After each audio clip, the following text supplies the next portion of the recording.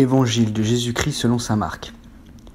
En ce temps-là, les disciples avaient oublié d'emporter des pains, et ils n'avaient qu'un seul pain avec eux dans la barque. Or, Jésus leur faisait cette recommandation. « Attention, prenez garde au levain des pharisiens et au levain d'Hérode. » Mais ils discutaient entre eux sur ce manque de pain. Jésus s'en rend compte et leur dit « Pourquoi discutez-vous sur ce manque de pain ? Vous ne saisissez pas ? Vous ne comprenez pas encore ? Vous avez le cœur endurci ? Vous avez des yeux et vous ne voyez pas. Vous avez des oreilles et vous n'entendez pas. Vous ne vous rappelez pas, quand j'ai rompu les 5 pains pour 5000 personnes, combien avez-vous ramassé de paniers pleins de morceaux ? Ils lui répondirent, 12. Et quand j'en ai rompu 7 pour 4000, combien avez-vous rempli de corbeilles en ramassant les morceaux ? Ils lui répondirent, 7. Il leur disait, vous ne comprenez pas encore ?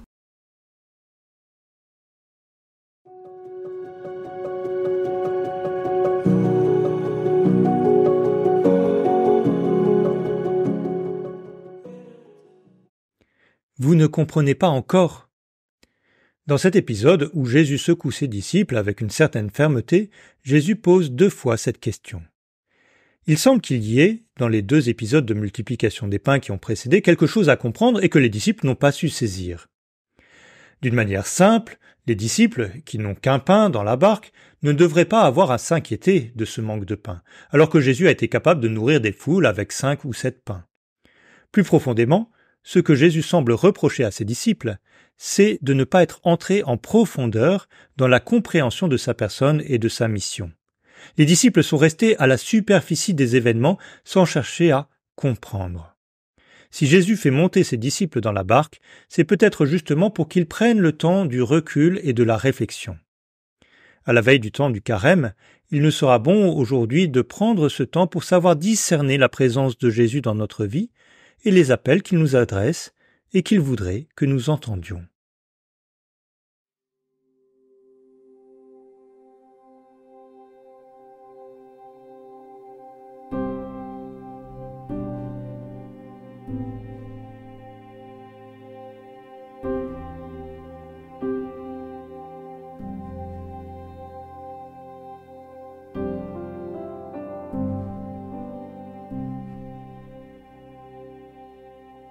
Comme le Père m'a aimé,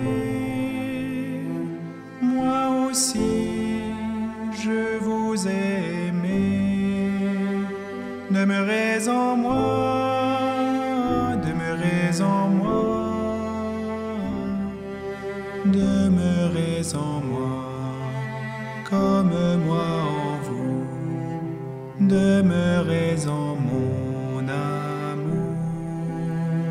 Demeurez en moi, demeurez en moi, demeurez en moi, comme moi en vous, demeurez en mon amour. Je suis la vigne véritable, et mon Père en est le vigneron. Celui qui en moi porte du fruit, il l'émonde afin qu'il donne davantage.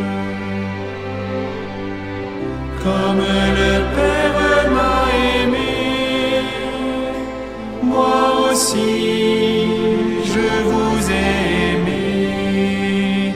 Demeurez en moi, demeurez en moi, demeurez en moi, comme moi en vous, demeurez en mon amour. Demeurez en moi, demeurez en moi, demeurez en moi, comme moi en vous, demeurez en mon amour. S'il ne demeure sur la vigne, le sarment ne peut porter Aussi en est-il de votre vie. En dehors de moi, vous ne pouvez rien faire. Comme le Père m'a aimé, moi aussi je vous ai aimé. Demeurez en moi, demeurez en moi. Demeurez en moi, comme moi en vous. Demeurez en mon amour. Demeurez en moi, demeurez en moi. Demeurez en moi, comme moi en vous. Demeurez en mon amour. Si mes paroles en vous demeurent, et qu'en moi vous demeurez aussi, demandez tout ce